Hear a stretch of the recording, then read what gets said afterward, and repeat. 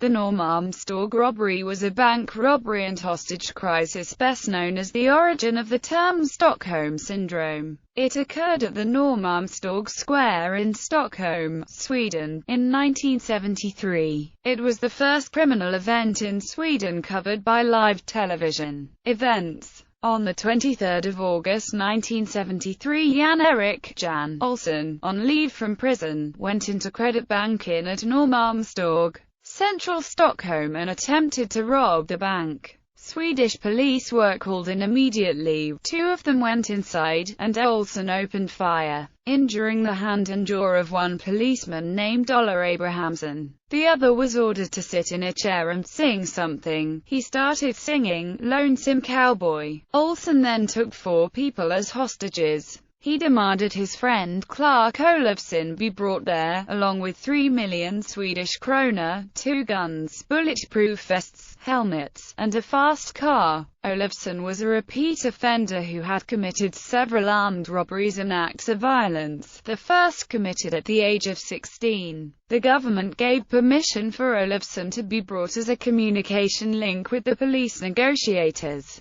One of the hostages, Kristen Enmark, said she felt safe with Olsin and Olofsson but feared the police might escalate the situation by using violent methods. Olsin and Olofsson barricaded the inner main vault in which they kept the hostages. Negotiators agreed that they could have a car to escape, but would not allow them to take hostages with them if they tried to leave. Olsin called up the Prime Minister, Olof Palme, and said he would kill the hostages, backing up his threat by grabbing one in a stranglehold. She was heard screaming as he hung up. The next day, Palme received another call. This time, it was hostage Kristen Enmark, who said she was very displeased with his attitude, asking him to let the robbers and the hostages leave. Olofsson walked around in the vault singing "Roberta Flax, Killing Me Softly." On August 26, the police drilled a hole into the main vault from the apartment above. From this hole, a widely circulated picture of the hostages with Olofsson was taken. Olofsson also fired his weapon into this hole on 2 occasions and, during the latter attempt, he wounded a police officer in the hand and face. Olsin fired his weapon and threatened to kill the hostages if any gas attack was attempted.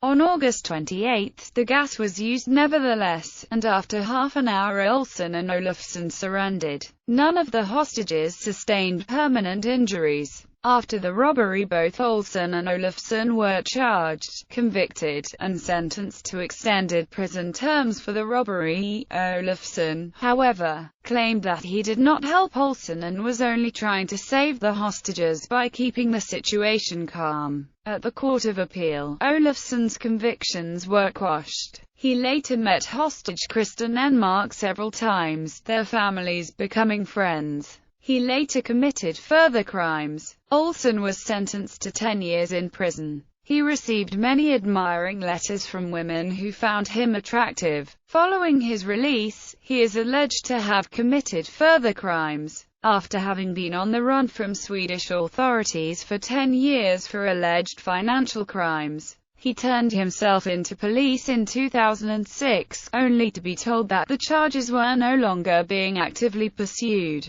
The hostages still repeatedly claim they were more frightened of the police than the robbers during their 6 days of confinement. They clearly sympathized with their captors, which has led to academic interest in the matter. The term Stockholm Syndrome was coined by criminologist Nils Beheret. The hostages, although threatened by Olsin, never became violent toward the police or each other. They did not identify with or join the cause of their captors. They were merely upset at the reckless attempts by the police to resolve the situation quickly. And some did testify on behalf of Olofsson because they witnessed no evidence of his guilt or complicity in the crime. In 1996, Jan-Erik Olsson moved to northeastern Thailand with his Thai wife and son, and moved back to Sweden in 2013. Olsson's autobiography Stockholm Syndrome was published in Sweden in 2009. The 40th anniversary of the Norrmalmstorg robbery occurred on 23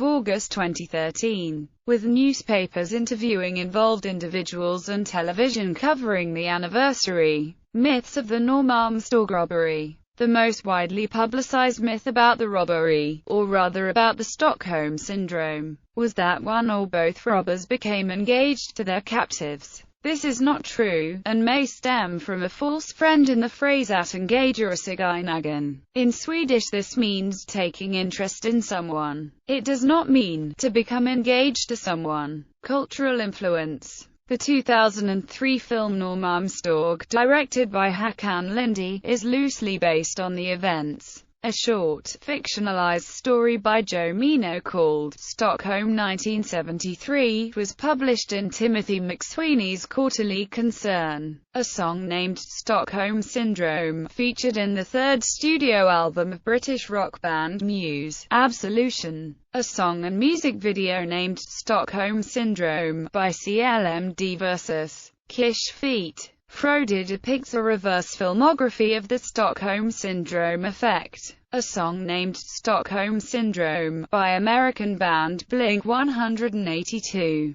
A song named Stockholm Syndrome by British-Irish boy band One Direction.